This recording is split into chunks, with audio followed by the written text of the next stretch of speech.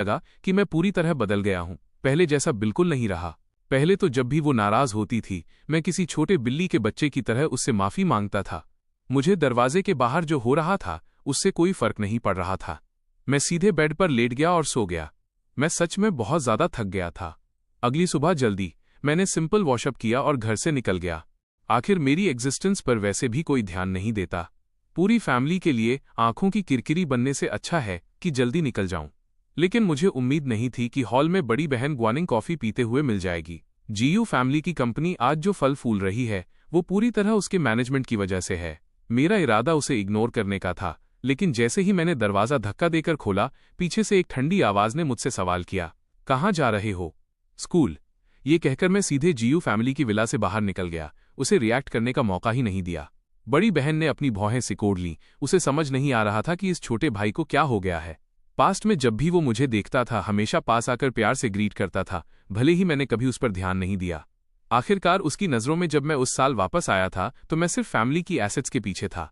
उसने तो एक बार मुझ पर उसकी ज्वेलरी चुराने का इल्जाम भी लगाया था। पर आज मैं इतना क्यों बदल गया हूँ? एक्चुअली जीयू फैमिली में सबके पास अपना पर्सनल ड्राइवर है, बस मेरे पास नहीं है। मैंने कभी इन चीज़ों की डिमांड नहीं की, क्योंकि मैं नहीं चाहता था कि ये फैमिली सोचे कि मैं कंफर्ट का लालची हूँ। पर आखिर में इसने उनकी सोच नहीं बदली।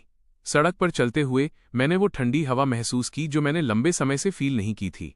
अब जाकर मुझे वाकई लग रहा था कि मैं जिंदा हूँ। पता चला कि जब तक आप परवाह नहीं करते, आपको चोट नहीं पहुंचती। वो फैमिली लव जिसके लिए मैं कभी जुनून के साथ तरसता था, उनकी आंखों में शायद सिर्फ एक मजाक था। अब से मैं उन चीजों के लिए कभी भीख नहीं मांगूंगा। स्कूल पहुंचकर मैं अपनी सीट पर बैठ गया और टेक्स्ट बुक खोली। यूनिवर्सिटी एंट्रेंस एग्जाम करीब था। मेरी पास्ट लाइफ में मैंने अपना पूरा दिमाग उन सो कॉल्ड फैमिली मेंबर्स पर लगा दिया था। अपना गॉड गिफ्टेड टैलेंट बर्बाद कर दिया था, जिसकी वजह से मेरे टॉप टियर ग्रेड्स गिरते चले गए थे। इस लाइफ में मुझे कड़ी मेहनत से पढ़ाई करनी होगी ताकि उस सारी नॉलेज की भरपाई कर सकूं जो मैंने पहले मिस कर दी थी।